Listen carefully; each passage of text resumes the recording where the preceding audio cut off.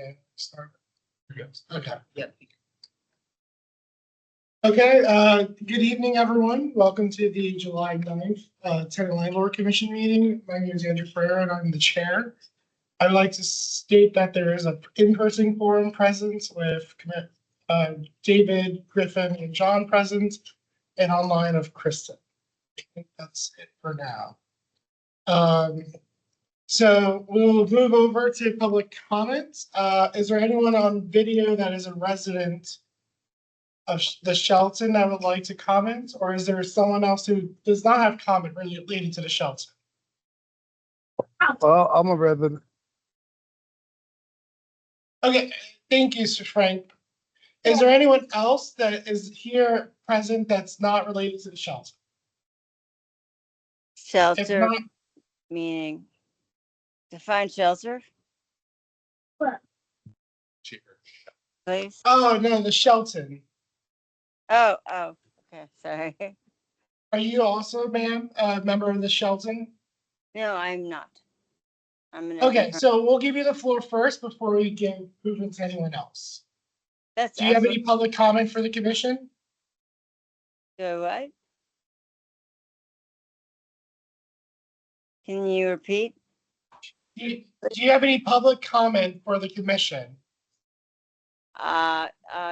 Several, but I will wait until you address your priorities. Okay. Moving on, Frank, if you have the floor for 3 minutes, if you would like to provide public comment. Yeah, sure. Thank you. Well, I'm Frank Duckett. I am in the shelter. So this landlord tenant meeting, and I'm a little confused on it because the simple fact is the tenant is not complaining for this meeting.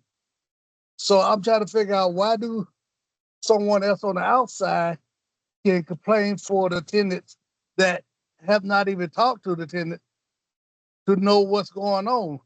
So I've been here ever since the place been open, and I know that people on the outside is worried sick about what's going on around inside of the building. But I'd rather for them to come to the resident and talk to them instead of just telling other people that this is what the resident said, although that ain't what we saying.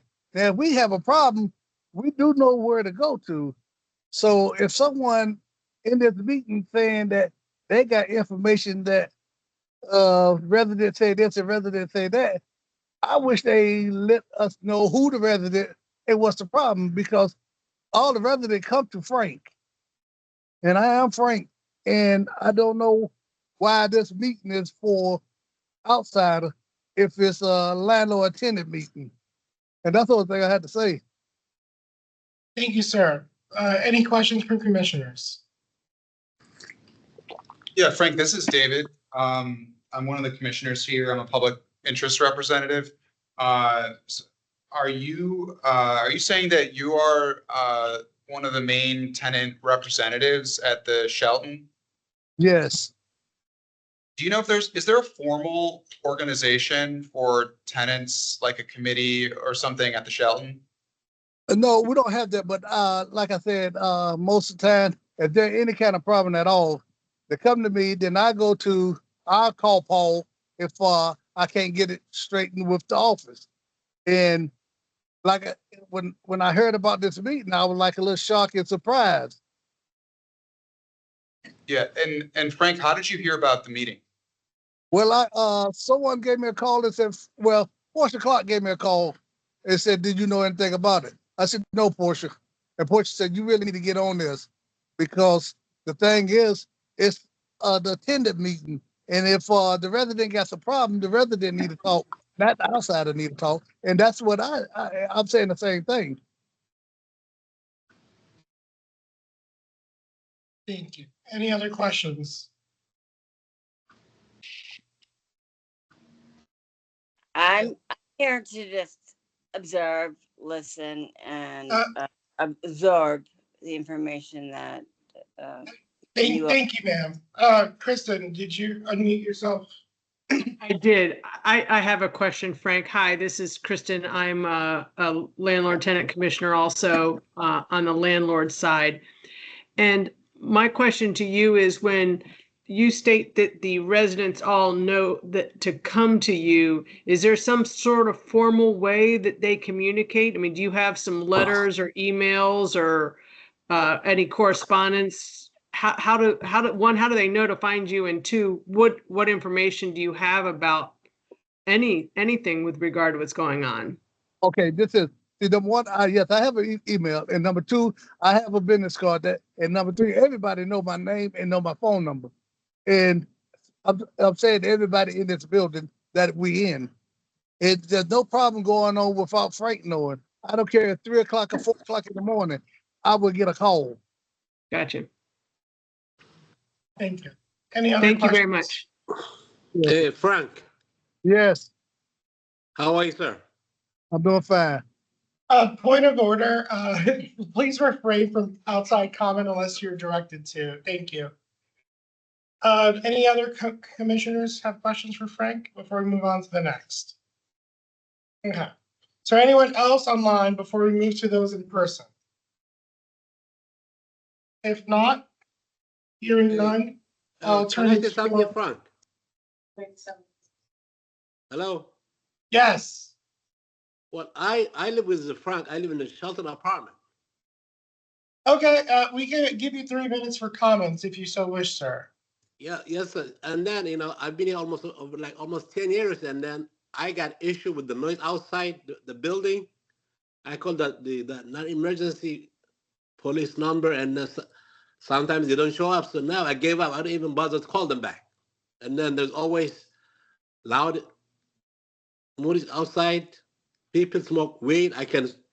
If I can open my window, that damn weed come to my apartment. So I can't even open my window. So I do that. Okay, thank you, sir. Can you restate your name for the record? Linda Teckley. Thank you. Any questions from commissioners?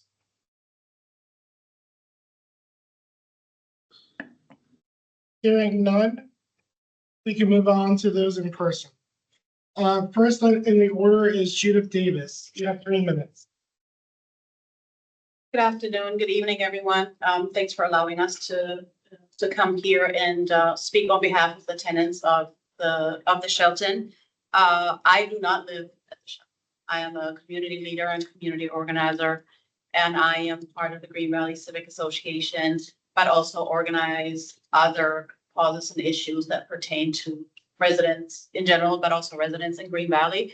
And there is not a day that goes by where residents don't speak up, whether they don't feel comfortable to speak, whether they don't know how to speak up or don't know who to speak to, or whether they have spoken up and have not gotten the relief they were seeking. So that is a regularly reoccurring situation with the Shelton. They know that I'm going to speak for myself, that I am connected with the various entities and organizations within the county, as well as have insights and also access to the county board. And as such, they would show up and say, this is my issue. Whatever the reason is, they don't feel comfortable to speak up. And some of them just have language and cultural barriers. So I am speaking on behalf of residents of the Shelton who are battling various issues, from public safety or lack thereof, lack of safe housing provisions, cleanliness, or other structural and systemic issues within the building that have not been remedied yet, even though they have been going on for quite some time. And when I say that this is for you, Jen and Paul, when I say they have spoken with management and not received relief, it's not necessarily to say that the two of you in upper management are aware of it. It's just to make sure that it is understood that they did try to go to the managers on site or whoever was available on site, and they have not received any solutions or relief of any kind for a very long time. And while Jordanus may be speaking to the various detailed issues, I am just speaking on the issues from a dignity and the right for safe housing provisions and regulations that are not met here, where the Shelton has become a slumlord type of enterprise and building. And I don't care who anybody is, whether they speak the language or not, whether they're foreigners or not, senior citizens, families with children, they have the right for their dignity to be intact and to be able to be at home or to be able to go inside the building and exit that building the same manner without being accosted or suffering public safety issues. Thank you. At this time, commissioners, do you have questions? Yes, I just have one. Kind of what David was asking earlier is how do tenants know to reach out to you in particular if you're not a resident, you're not kind of involved in the community itself? And like, how does that connection kind of happen? How do they know to reach out to you instead of someone directly on site or someone else? I am involved in the community and I am kind of known in the community. Okay. A lot of them know me from the school environment because I used to be a parent-teacher association president at our local high school. And because we're in the community, whether we're cleaning up or whether we're helping other citizens or helping with the businesses, we are kind of known faces in the community. And as such, they also know that if they come to us and they say, please do not share my name, we're not going to say Portia called me or Frank called me and I'm known at 3 a.m. in the morning. And they know that we either provide solutions or we'll ask questions along the lines of, who did you speak with? Did you contact Jen or did you contact Paul? Or who did they speak to seek relief? Or did they just complain to an individual who's not in the space of help? That's helpful. Thank you. You said you're a member of the Green Valley Civic Association? Yes. Right. Are any residents of the Shelton a member of the Green Valley Civic Association? There are some who attend the meetings, even though they may not be paid members because the meetings are open to anyone. There are some who had previously joined another subgroup of the Civic Association, particularly focused on public safety issues. It was the Green Valley Matters group, and a larger group would come to those meetings. I walk every morning and every evening, walking the dog, and I see parents walking their kids to school or senior citizens who are exiting the building. They will then speak. But it's a, hi, how you doing? This is what's going on. Did you hear last night there was a fight, or did you hear this is what happened? And I also have a whole catalog of pictures that I have taken from the various incidents in front or inside, in front of the building or inside. I'm sorry. So did you say that the membership for the Green Valley Civic Association is paid? So when we say members, we have to decipher, are they paid members or are they attending as members of the community? If they're not paid members, they cannot vote on issues, but they are allowed to attend and participate. So just to be clear, are you aware of any paying members for the Shelton that are part of the Green Valley Civic Association? I would have to say no, not even Mr. Frank Duncan. Okay. As open of a person as he said he is. But some attend the public They do. meetings. They just don't have a right to vote. Correct. For letters like this, and this may be applicable to you, but if you can answer, does the Civic Association vote on whether to send a letter like this? Yeah, yeah. Okay, thank you. The executive board does. Thank you. Yes. Any other questions for commissioners? Kristen? Yes, thank you. With the number of things that you brought up, several of them sound like they could be addressed with code enforcement. Are you all communicating with Arlington County's zoning, building, code enforcement issues, things that are applicable to every kind of building with regard to door closures, fire safety, pest infestation, et cetera, et cetera? Yes, ma'am. And I just want to preface that a lot of the issues that Jordanos will be speaking to. I was under the impression that she will be speaking, and she's actually on the executive committee of Green Valley. She will go into the details, but there are a lot more details. And yes, to directly answer your question, we do ask, aside from asking have you contacted management, we do teach folks to, like you said, to decipher that is not, every reason is not a reason to call the Arlington County Police, but instead it may just be environmental code or public health or parking enforcement or the non-emergency number of the police. And a lot of them have made use of those provisions. And the gentleman who spoke after Mr. Duncan has told us that he does call the non-emergency number of the police.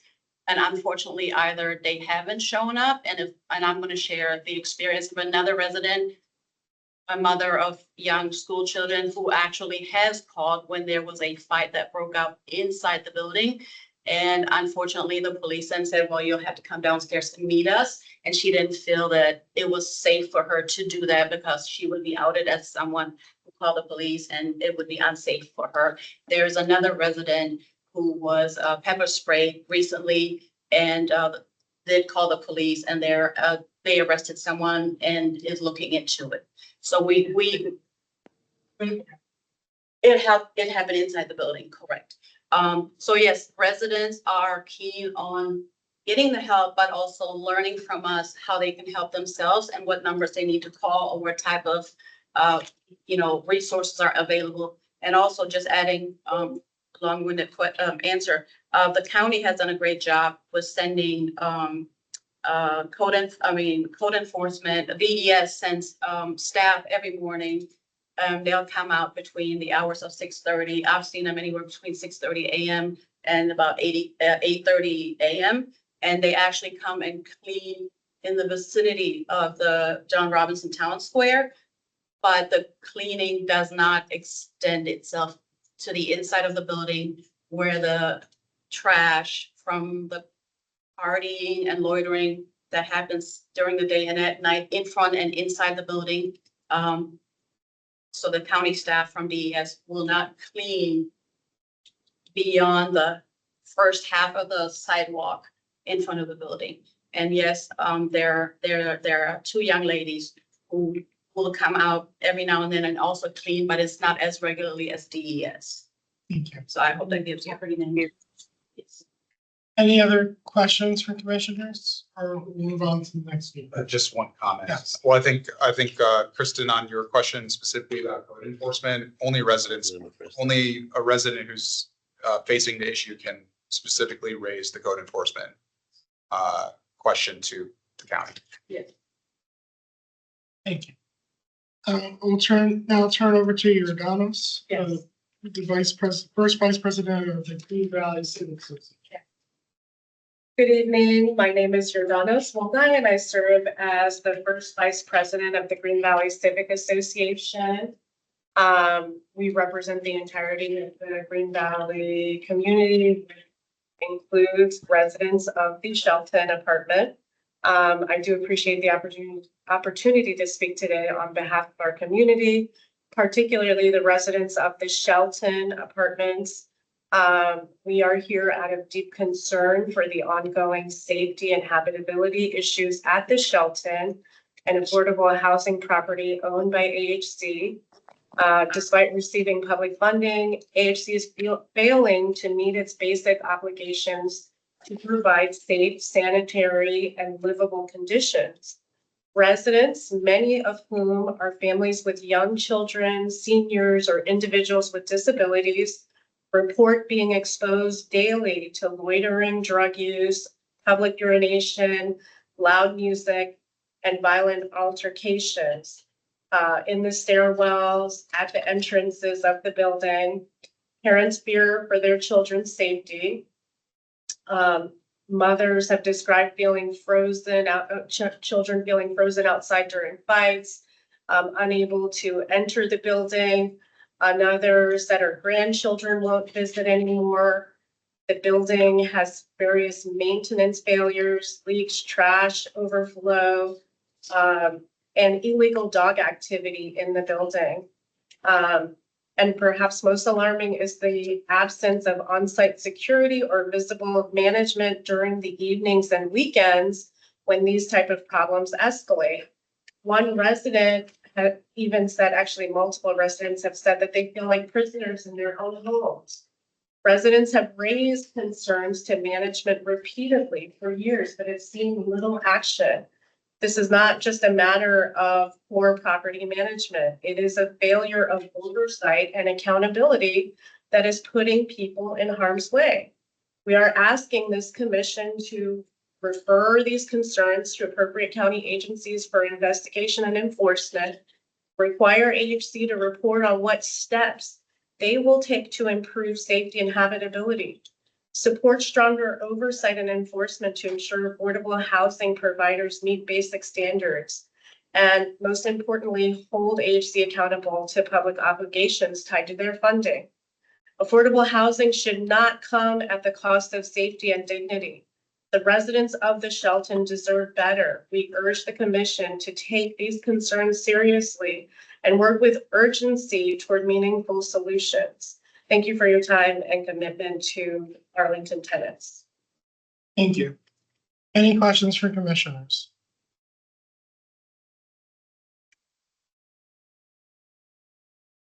I think I addressed most of my Yeah. questions already. Yeah. Seeing none, we'll turn the floor over to AHC.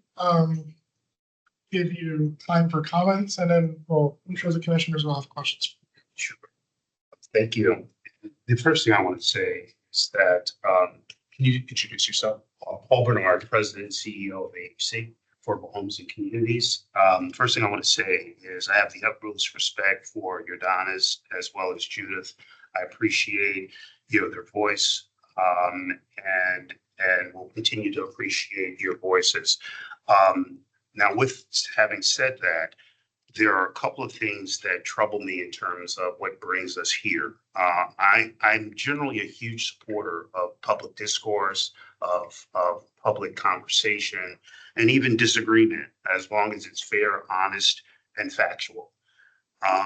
The letter that you have in front of you and some of the comments that have been made today, they don't meet any of those criteria as far as I'm concerned. The premise that all these premises that you've heard here in terms of ongoing issues or extensive research that supports, this broader pattern of neglect, it's false, it's misconstrued, and I think, quite frankly, the term dignity was used. I think it was irresponsible. We have generally representation at most, if not all, the Green Valley Association meetings. If there were these issues, I would have hoped folks would have let us know, or our representatives know at those meetings, that we had these types of issues. Now, having said that, I will say this.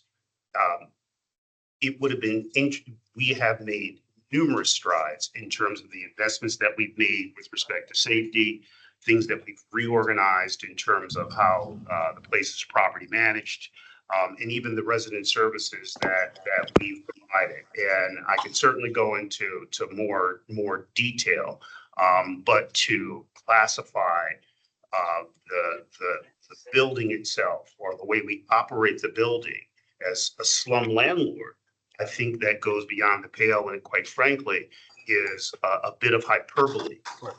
This is not the way I think you have conversations. It's not the way that you improve things. Am I going to sit here and say that we are perfect? No. But to suggest that we have not made change, we survey our residents. We have monthly meetings with our residents, and I haven't seen anyone I haven't seen, maybe there have been folks from Green Valley Association coming forward to those monthly meetings to raise issues and concerns. But to my knowledge, that has not happened. And I will say this, there's a difference between public safety and our responsibilities. We have responsibilities to the residents, and what we do generally is we enforce the lease. And that's what we've been doing increasingly. We've enforced the lease. We've tightened things up with our property management. We're making changes with regard to property management. We made changes with respect to asset management. Are we going to catch everything? No, but when we hear about things, we try our best to respond. Any questions for commissioners?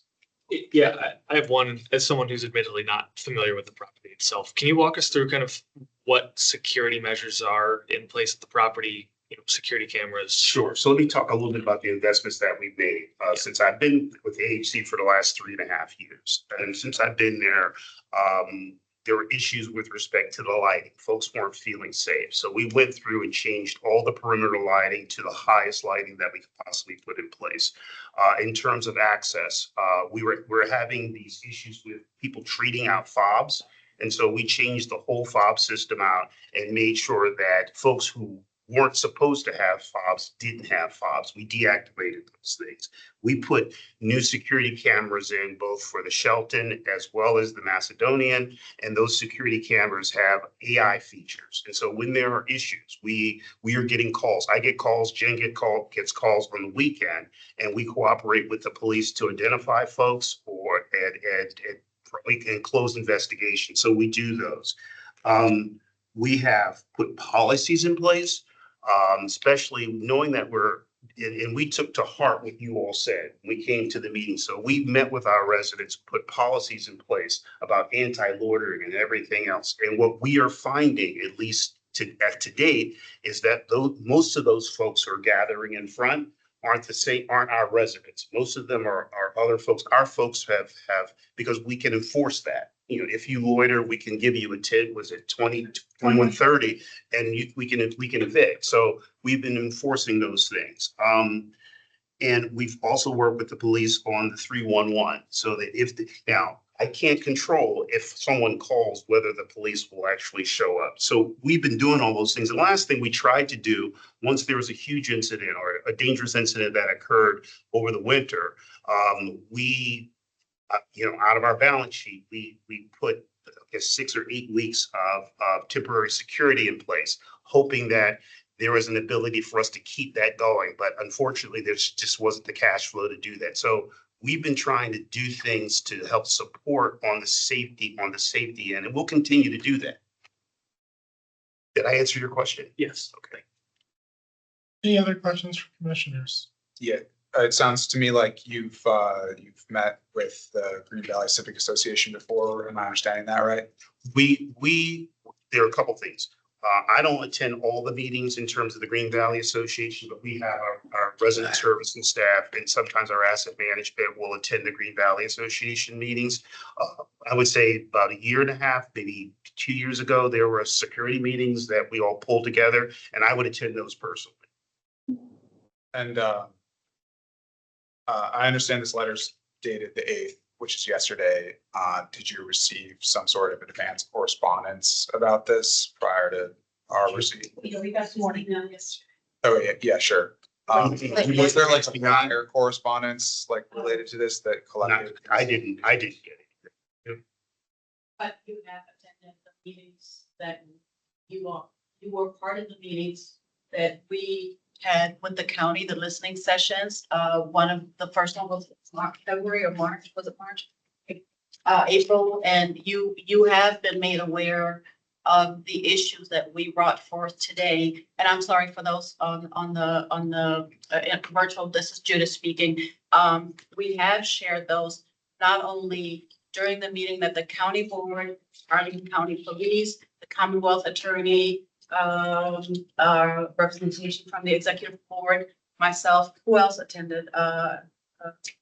Yeah, let me just ask this more specifically, have you provided previous correspondence with them, like written correspondence like this, or has it all been through the? If you say written text messages to Paul with pictures and what?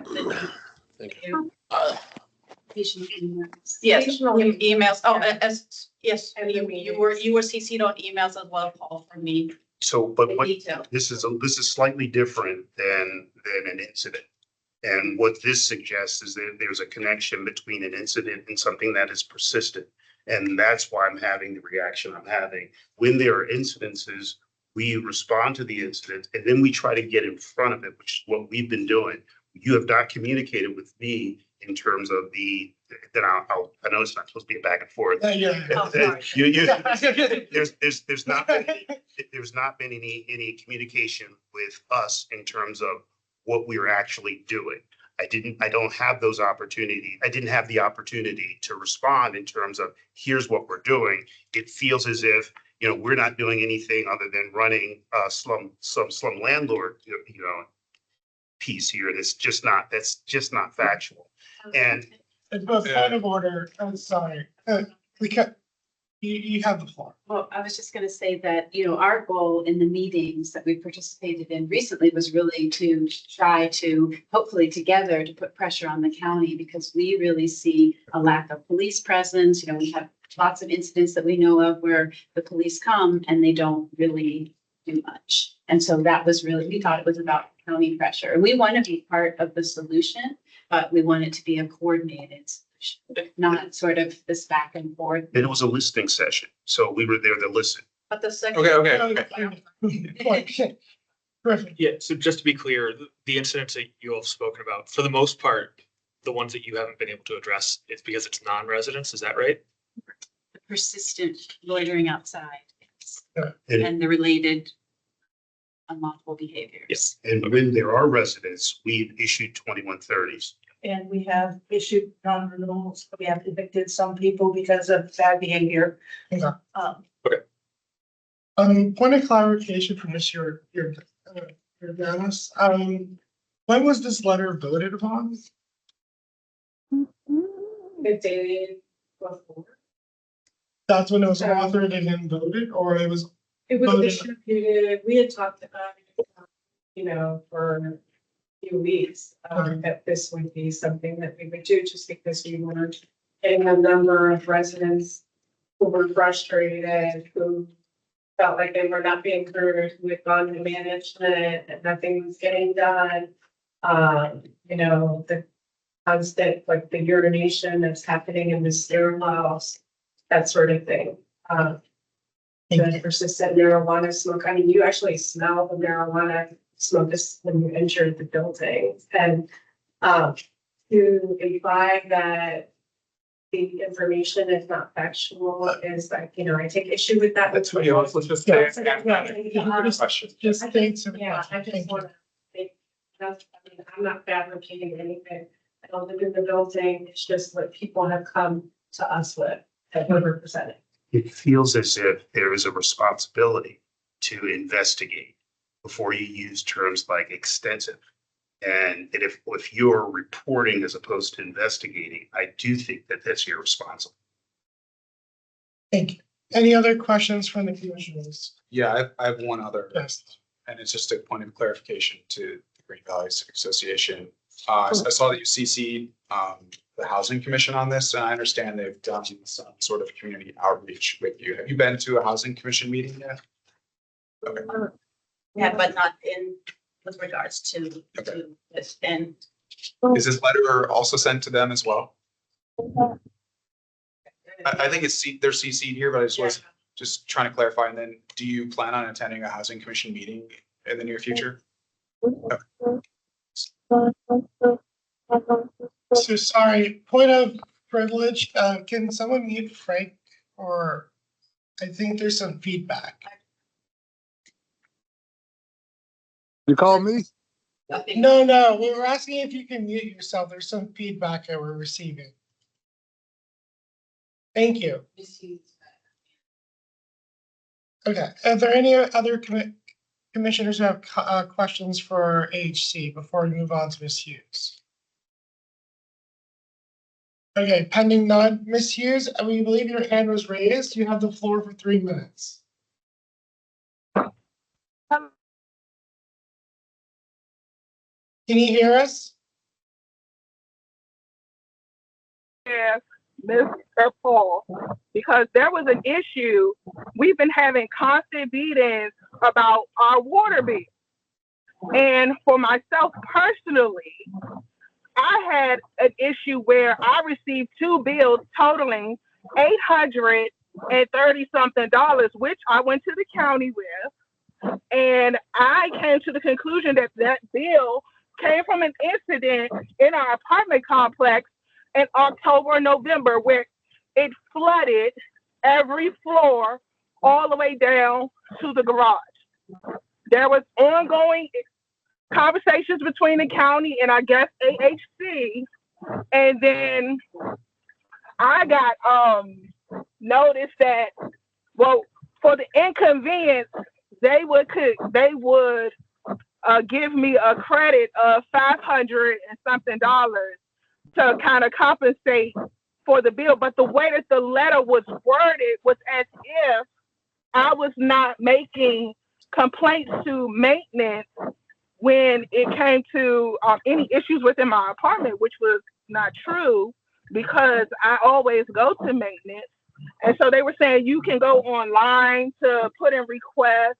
And over a period of time, when any tenants would need anything, they would take a long time. It took me a year to get a new refrigerator. And in the previous meetings that we would have in the shelter, Mr. Paul hasn't been there in the last year because I attend pretty much all of those meetings.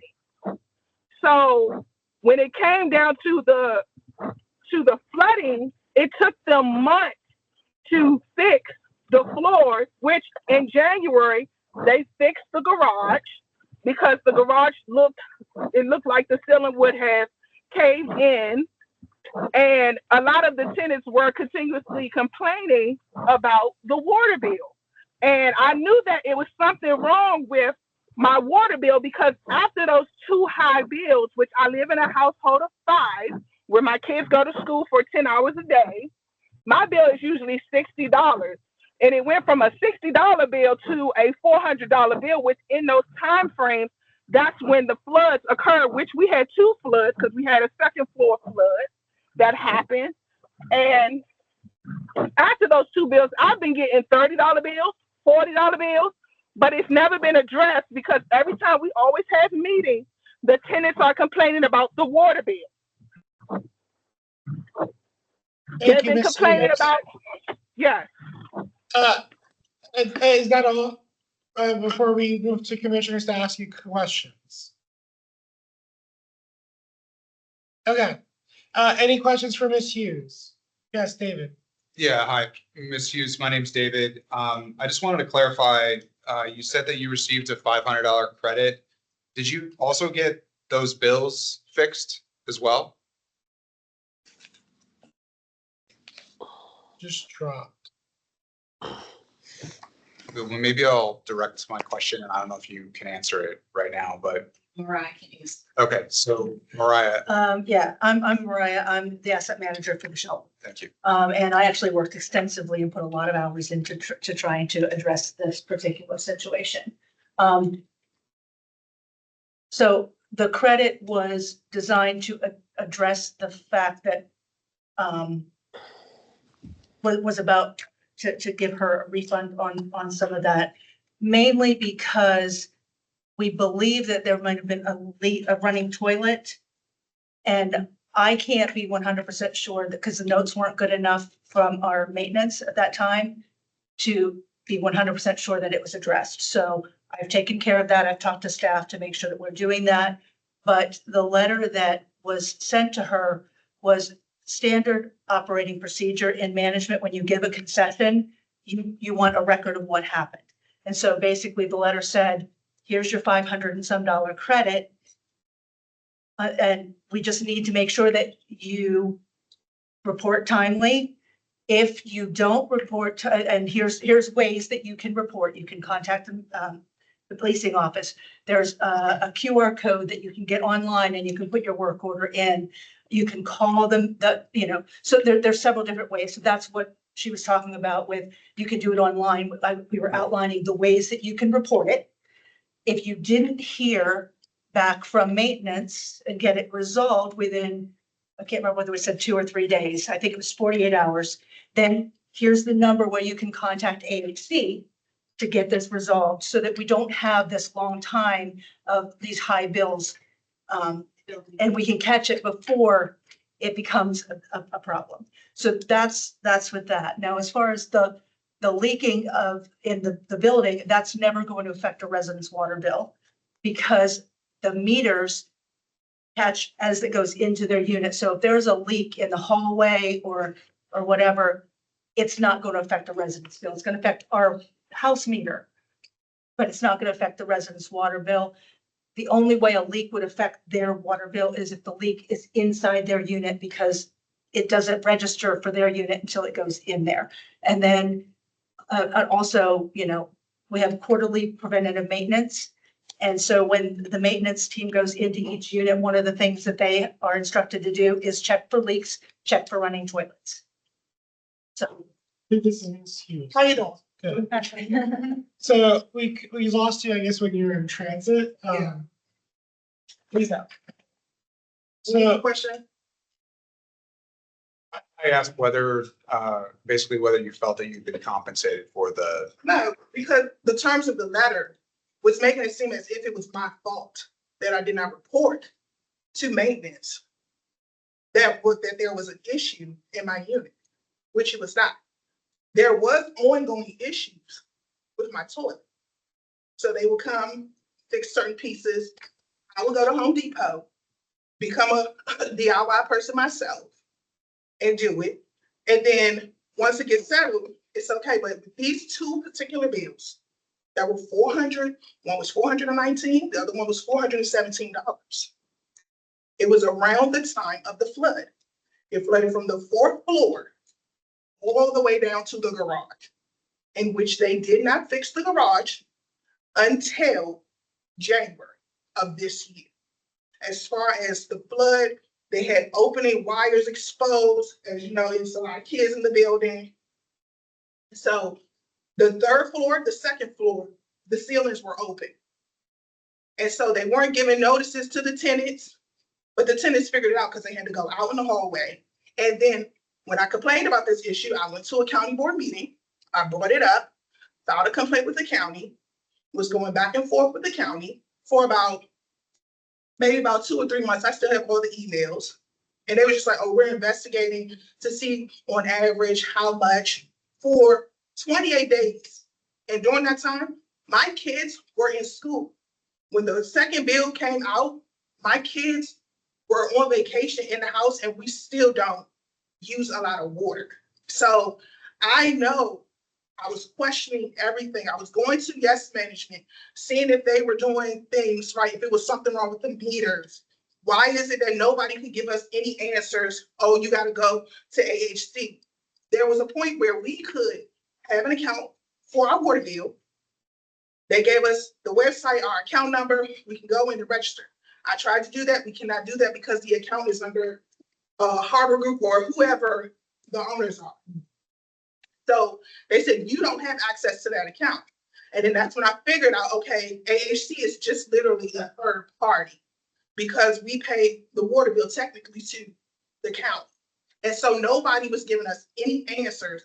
And then they came up with, okay, we will compensate you for your inconvenience, $520 something. If you agree to sign this, this is saying that you will file complaints with maintenance, let them know what's going on with your apartments and things like that. I've lived there for 7 years. And so when I need something, I have gotten it. But when it came like to my refrigerator, there were issues with my refrigerator. I had to wait a whole year for a refrigerator. And no, I did not take that $500 because that's you saying, you're silencing me saying that it's my fault, and I'm not. So I did call up $838. And you have not been at those meetings. Yeah. See, Sorry. So here's. we're not gonna get past that. I'm not, I agree with her. This is my way of saying, the unfortunate part is the interpretation of that letter. Sir, you can direct your comments to the The commissioner. interpretation of that letter should be, we were at fault for not doing our job with regard to property management. And so it wasn't an issue about Ms. Hughes. It was, we were at fault. And so. Okay, so let me ask you. And so what we've done, there's a systems issue here. If our residents aren't getting the right service, we have to do something different about property management, which we are now doing. We tried to make certain changes, within staffing. Now we're going to make a global change in terms of property management because of issues like this. So that's what we're doing. And so, no, I apologize for that. That should not have happened. So I do have a question from, I guess, Mariah or HC. Did you ever audit the meters after the leaks to see if this is an isolated incident? Well, we haven't done, we're in the process of getting shadow meters. We are in working with a company to put, to get what they're called, something on the, going to be putting, what they're called, monitors, I think, on the toilets. So that's in progress. It hasn't been done yet. So we're going to put them on there so it catches the running toilets. So we are putting steps like that into place. They're not completed yet, but they are in process. Prototyping, we're going to do it countywide. So was the overage isolated to one unit or to multiple units in the? We occasionally get questions from a couple of units. It's not by any means, but by looking at the bills, and we looked at a year's worth of bills. And so there's a few people that had high bills here and there, but there wasn't a consistent problem across like multiple units, long periods of time. It was clearly situations where running toilets were happening, whether they got caught soon enough, whether people realized it and didn't report it until after their bill came in, and the bills are a couple of months behind, but it wasn't like a huge systemic problem. Can I do one thing? Yeah. So it seems to me like the thing standing between like this getting resolved is really just the wording of the language in the letter. Is that something that we can just agree to have resolved so that we can have her compensated? And we still stand by compensating. So if it's right, but I think she was concerned that. Yeah. Okay. Not a problem. Great. But I will also say whether it's Hughes or anyone else, we will still reinforce the policy of if something goes wrong in your unit, please report it to us. That's not isolated to any one individual. That is sort of a macro policy that we have. Yeah, I can totally appreciate that, but it seems like, I'm a lawyer. I do a lot of disputes, and when the parties are so close together, and the one thing keeping them apart from finishing out something is just a little bit. I don't want Hughes to be out of pocket $500. Yeah, so I just would like a commitment from both of you to make sure that we can get the wording right so that the compensation. Yeah, I think that'd be great. Any other comments from commissioners? Anything else for Ms. Hughes? Yeah, Ms. Davis, we'll give you a little bit of brief time because we do have our own. Yes, absolutely. On behalf of the residents who are not here, whose lived experiences were dismissed, is there any idea you have anything where AHC can proactively push out communication so that they can be made whole as well, particularly with regard to the water issues? There are more residents who are not here today who have experienced similar things as Ms. T right here. I think we should have a discussion. Yeah, towards the end of the agenda. Yeah. And I think we do sometimes. Yeah. Unfortunately, this letter just came just last night, so we are very nascent to this topic and just made aware of it. So we have to do our own investigation. So we thank everyone for being forthright and coming forward with as much information as possible and willing to collaborate and work together to resolve any of these grievances that arise from the Shelton. So just give us some time and we'll do our best to look into these concerns as well as work with AHC to see what other fact finding we can do in the interim. Thanks. Yeah, and hopefully we'll have a response to you soon, but it is the summertime and the county shuts down commission wise in August. So Our goal is to hopefully meet your September deadline, but there's a lot of fact finding. And we can provide contact information for residents, maybe they'll feel more comfortable, speaking directly to you. Yeah, I'll defer to Kara on that point. Yeah. Yes, I- documentation. She has Yeah, my I email address. I have, Ms. Hughes' email address, because I've dealt with her before. Okay. But what I'll do is I'll just send some, Yeah, everything. because that's great. Mhm.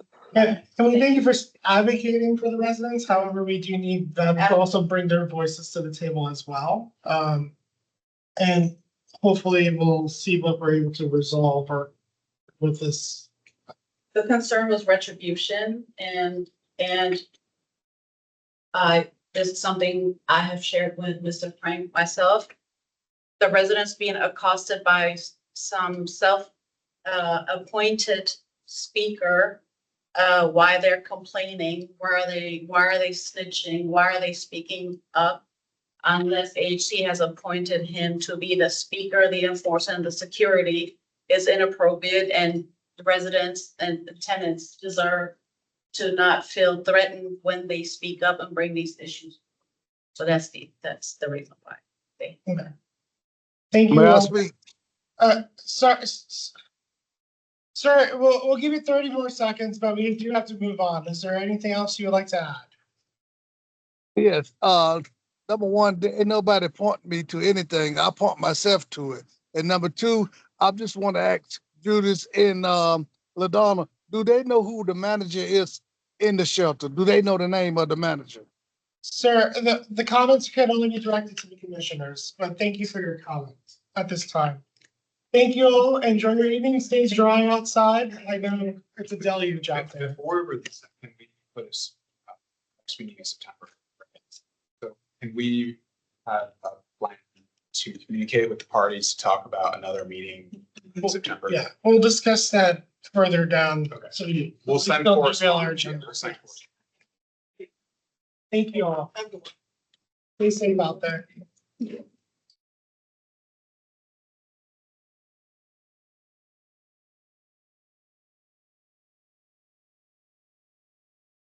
That's it for public comment. I don't think she. I know.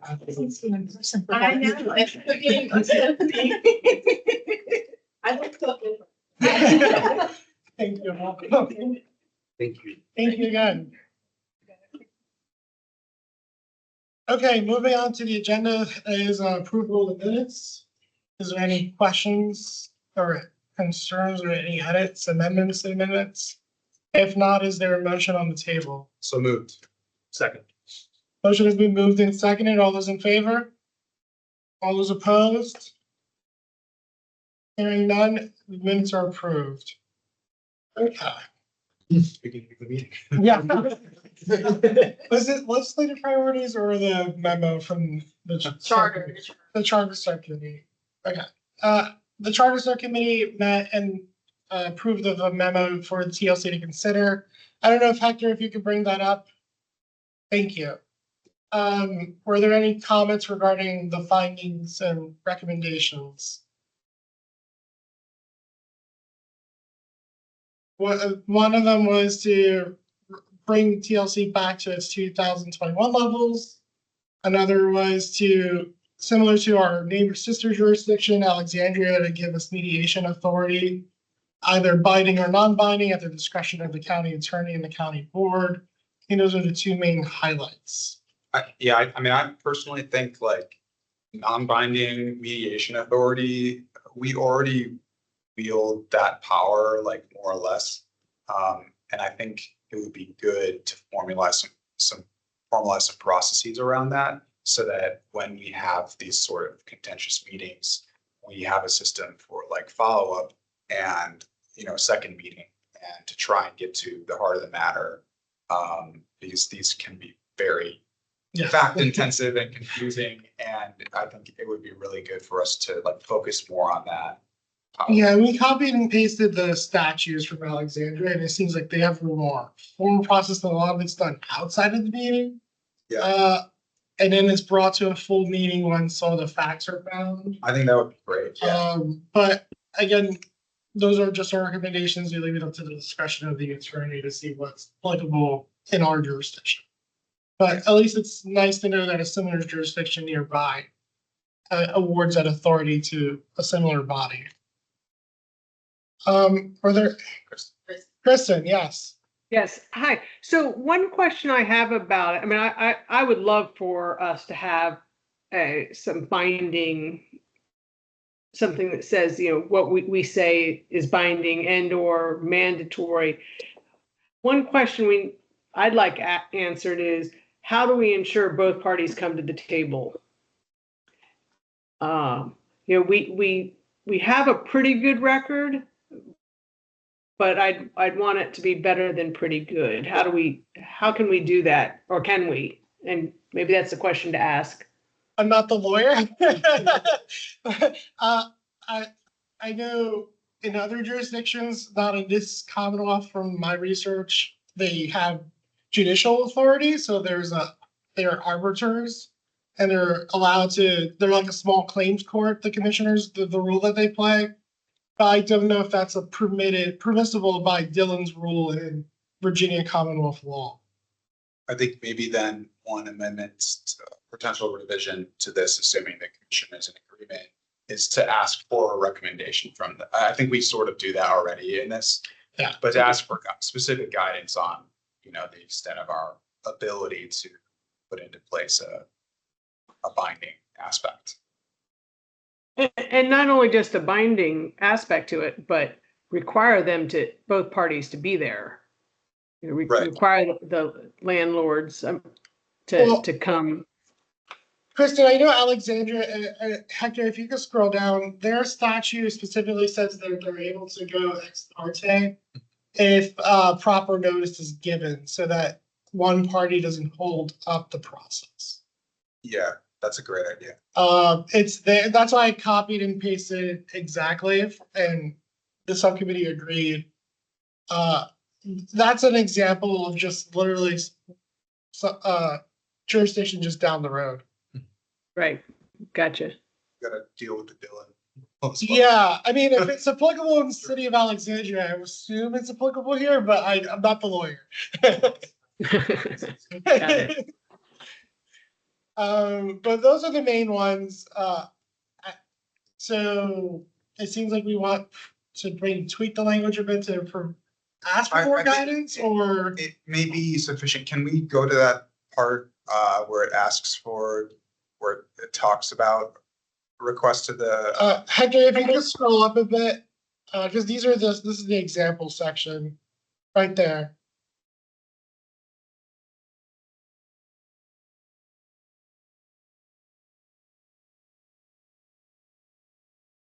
I think maybe just being a little bit more explicit in a request for like Agreed. one more sentence, right? That just says, we ask that the county attorney please provide. And I think then at least I personally would vote in favor of it with that revision attached. Yep, I agree. Okay, friendly amendment, anyone have any? Is there a motion, or I is guess there further I discussion? move to approve the letter with the revision as noted, asking for guidance from the county attorney. Okay. I second. The motion has been moved and seconded. All those in favor? Aye. All those opposed? Motion carries. So Kara, I guess I'll work with you on tweaking the language a bit, and then we'll send the letter off to and the proper officials. Okay, that was easy. The next item is the legislative priorities. We were asked by the county board chair, to start thinking about what is on our Christmas list for essentially pre-filing period in October. And so I asked Karen to bring up the list from last time, since it was pretty extensive, but I think we only picked two. I think it was 3 that was. Three? Yeah. It was 3. So to revisit that list, or if there's anything else in your other capacities that you think would be beneficial to, that the commission should raise as a legislative priority for the next cycle. I personally always think it's really good to get on the same page with Housing Commission so that it's like doubling the impact if we agree on same recommendations. So I would recommend, and I'm happy to take the lead on this, reaching out to Kellen and seeing what theirs are, if they've developed them or not, and then seeing if there's some overlap. He did reach out, I think this week, so Okay. he does want to meet at some point in July to talk Great. about this. Perfect. Look at that. Way ahead. But is there anything else from the list from before that was of interest that you would like to entertain this go around? I know there's going to be a standard format. Was it shared in that email? I can't recall. I did not get the attachment, but I also, Okay. my email address was. Yeah. Kara was like, did you get this? I had no idea. So there's gonna be like a standard template, and then I guess Maureen is also the legislative liaison for the county. So I guess she'll review it and maybe come back to us with further inquiries in September, but we'll see. And there's also a new, his name is Chris Levin. So he's also someone that's going to be helping out with all of the legislative priorities, trying to get everything together. Maybe we can invite him to a meeting in September. That may be a possibility. We had a similar meeting like that last year. I don't. Yeah, I remember it was Elena. Or Yeah. I think her Yeah, name it was was. Elena. Yeah, so I'll see if I can get him for Yeah, that'd be September. That'd be great. And when do these have to go in by? April, it was August. Was it August 15th was the deadline that they wanted to know. They wanted to know like our draft, I guess, legislative Okay. priorities. So I guess we could put the draft together and. So I'll convene with Housing Commission and David is more than happy to attend. Others, if you can provide Kara, maybe your top 3, and then we'll surmise the lists and see what we can send over to the county board to fulfill the request by their deadline in mid-August. Okay. Okay. I think that's it on this topic. We don't have to belabor it. We have homework from it. Yeah. Yeah. Before we turn over to staff reports, I know there was there's going to be a request at some point in August regarding the Barcroft that we're going to ask that they send it over by email and then have you respond or comment to it. But if we were to move up our meeting in order to accommodate the timeline, we would run into Labor Day and that week. And I know that's chaotic for people's work schedules and personal. It would be the Wednesday after Labor Day. And I even spun it as could possibly be a virtual meeting instead of being in person to help accommodate if people were on vacation out, that type of thing. But if not, then it can be September 10th, which would be the day that it was supposed to be on. But it would just be harder for any comments or questions to be given at the county board meeting from TLC. So we're hopefully going to plan to do, if possible, send it out in advance and then have you comment by email to Kara directly. So at least your comments can be submitted to the county board if you have any. But then possibly a report out on the 10th of what actions were taken. They would still come in and talk and present. Okay. Okay. So you'll just have the materials further in advance to see if you could run on it. Can I ask a question? She was going to speak at the very end. Hold on, ma'am. Sorry, I apologize. No worries. I'll turn it over to Kara or Hector for staff reports. I don't have any staff reports. Hector, do you have anything? No, I don't have anything. Okay. Should we finalize our Shelton discussion? Yes. Path forward. Should we give her? Yeah. Yeah. Ma'am, we'll give you 2 minutes. Do you have something to say?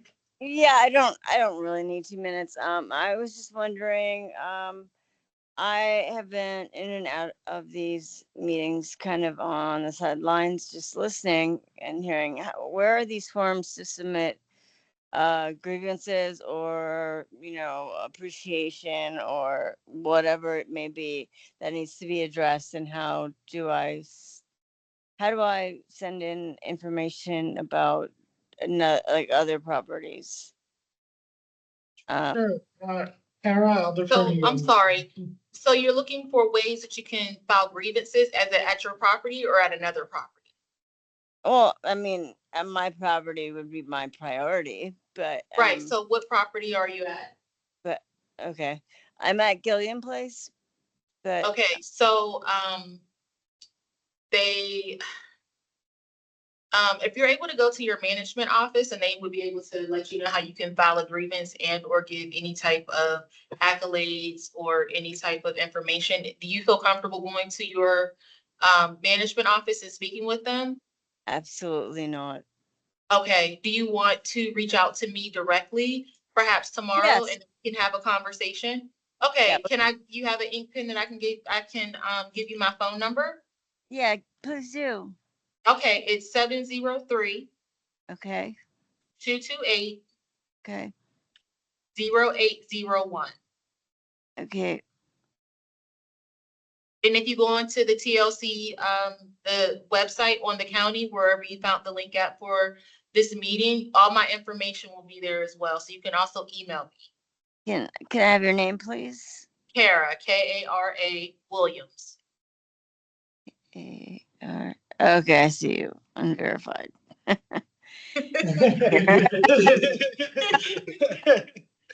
Yeah, I don't know about this. No, I'm joking. yeah, so please give me a call tomorrow. You can reach out to me.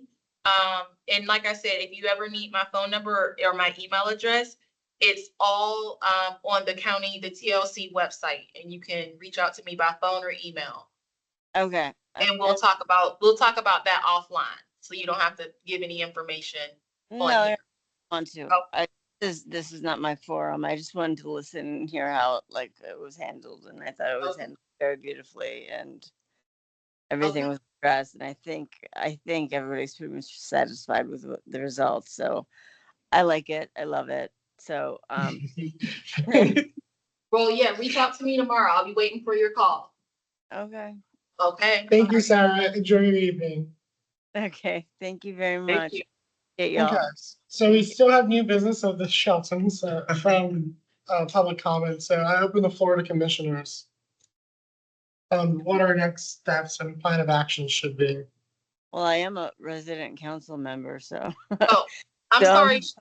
I'm sorry, Sarah. They were speaking specifically for the Shelton. Yeah, in this conversation, yes. Oh, no. We don't, I don't think we have a representative. We're under Nussbaum, and I think Avenue 5 bought out the rest of, it's like 50, maybe 25, 75 or 50%. Mm-hmm. We're Yeah. all not sure. But we're figuring that out. Thank you, Sarah. There's my 2 minutes. Okay, commissioners. Yeah, so I sort of liked how we handled the last dispute where we had the initial meeting and we heard a lot of different things, and then we tried to like distill it down to a few issues that were the most pressing, and then asked that the management company came back and like presented about what they've been doing. To me, I mean, it sounds like there's a big disconnect between there are some questions about what exactly is going on and who can actually bring the frustrations on behalf of the residents. So I don't know that. I mean, like, one of my biggest questions is whether you all think we should keep the Green Valley Civic Association involved. I asked her, and she said very clearly that they don't have a single member that is part of the Sheldon. Well, and then, I mean, mind you, it seems like there's a disconnect between the gentleman and the Green Valley, but he was like, I never wanted to raise this complaint. Yeah. That felt like a. But we did. Yeah. Black. So, I mean, I don't want, like, my inclination would be like, it's fine if Green Valley wants to show up, but unless they're like specifically given authorization from identifiable residents, then I don't really like, what are we doing? Who are we Yeah, in between. because this is essentially hearsay. There's no need. Oh, yeah. There's There's not even no, dates. I mean, there's not even dates, right?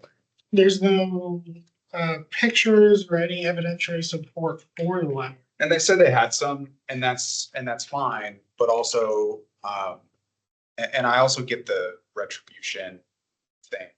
We hear that a lot.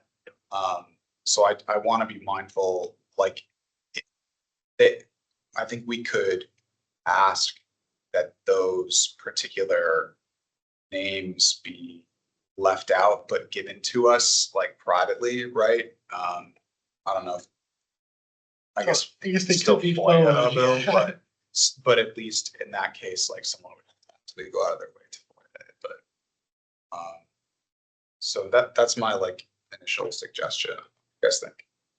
I guess my concerns are more about the cost, like the water bills in there. Like they didn't really answer how many units. They just gave a very tertiary response and didn't really answer how many were affected. I think it'd be really good to come with like a list of questions for AHC to answer, and then they can give us a report, and then that, like, anyone can hear it. Green Valley can come, they can hear about the things that they're doing, and that may allay some of the concerns, as well as residents who show up, right? Yeah, I think part of the challenge that I have with, I think this whole situation is I'm really struggling, and I know, is it Paul? I know Paul pointed this out, but I think he was a little too focused on some of the verbiage, but like, I can't figure out what is a one-off issue that is a tenant complaint that obviously needs to be addressed versus what truly is a recurring problem with the property that really needs kind of more stringent intervention. It seems like there's a loitering concern that AHC has tried to address and they can't get to, but like the one-off maintenance issues are, I think those are two totally separate issues, and I can't really figure out the magnitude of either because I think they all got blended together. Yeah, and there's only so much that the county can do since they're cleaning up to the line. And so that was the other concern. Yeah. And I know from the police don't want to keep sending officers to it's a very unsightly as well. And to HC's point, like if people are loitering, like technically just off property, I don't really know. Especially if they're not their residents. Yeah, right? if it's not like, if they're issuing those. So the issue at the Shelton is, and I don't know if anybody wants to drive by on a nice day, is that there's literally people there drinking, smoking, shooting craps. There's a lot of movement around there, and they're not so much at the park. They always want to congregate right on the sidewalk of the Shelton, right smack dab in front of the doorway. It's very it's a lot of action going on in that one. And there's also a store at the corner that sells alcohol that also contributes to people loitering, seeing their friends and talking. People put up lawn chairs. It's a lot there sometimes. It's a lot. It's more than loitering. Yeah. And then another thought that I raised earlier, like I know I didn't raise it in the meeting. I was thinking out loud before the meeting. When we had serious issues with the Serrano, we created a joint subcommittee with Housing Commission, and we did like a more in-depth fact investigation. I don't know that that's necessary here, but they said that they were going to go to the Housing Commission as well, right?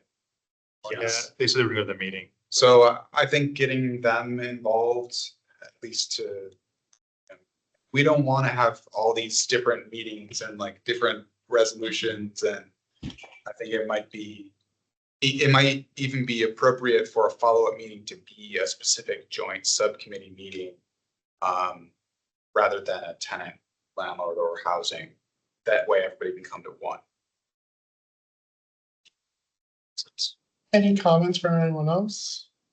Kristen? I think if we were going to, and I think if we wanted to, we should invite the property manager, the head of maintenance, if they have an on-site leasing agent. I think it'd be very nice to have some property management people who are working there. Mariah doesn't work there. She was very involved in one aspect of it, such as the water bill, but she wasn't there. She's probably sitting in office with all sorts of papers and computers. And obviously the president of AHC isn't there every day. I think we'd learn a lot, good or bad, by inviting the key people who are talking to the residents. And then if more residents come, they could be, oh yeah, that's I've never seen that resident manager before. That's not who's ever in the office. Or, oh yeah, well, that's the fourth girl I've seen, or the fourth guy. I think we need a little more boots on the ground people to help us understand. Like, how many maintenance people are there? Do they actually have after hours maintenance? Who does their pest control? What's your policy for pest control?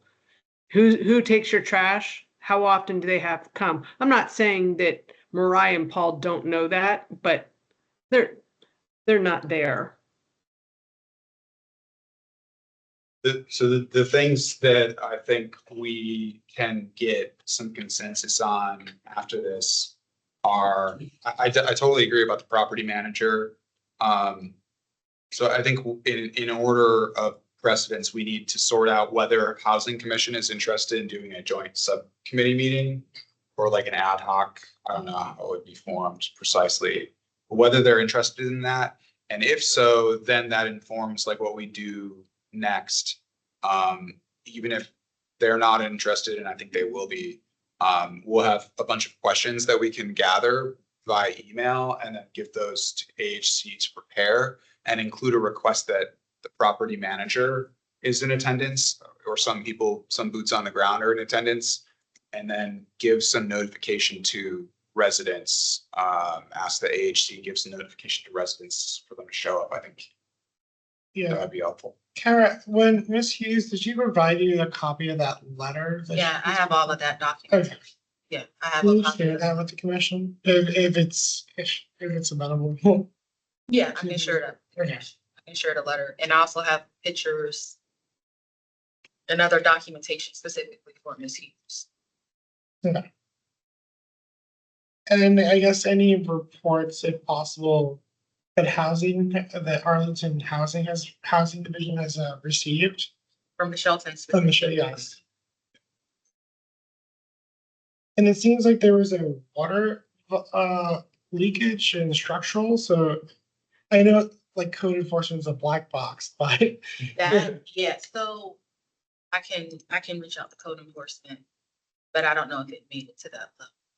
Because they were actively working on it. Like Okay. it was a months long thing. But doesn't it have to be inspected afterwards, or because it's the garage and not?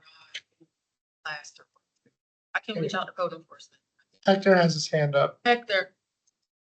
Yeah, I did receive one call from the Shelton after a long period of time, and it was only referring to elevators. They haven't called or identified the building at any other time.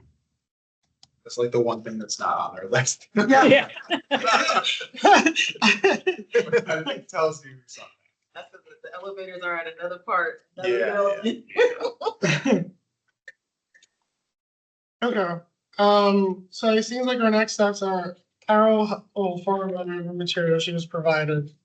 We'll come up with a list and I'll consult with Housing Commission to see what interest they have in investigating this further as a joint effort, or whether or not they want us to just solo and they tag along at some point. And then hopefully we'll prepare a letter and send it off to AHC with our questions in advance, and also request that the boots on the ground individuals, such as the property manager, maintenance manager, and the leasing agent or two are present. I think we may or may not need a bigger room for that if we do go down that route. Yeah. Because I remember when we had the Red Lion and those two and the two adjacent buildings. This room was pretty filled. Okay. Well, we have our marching orders. I guess I have more letter writing to do.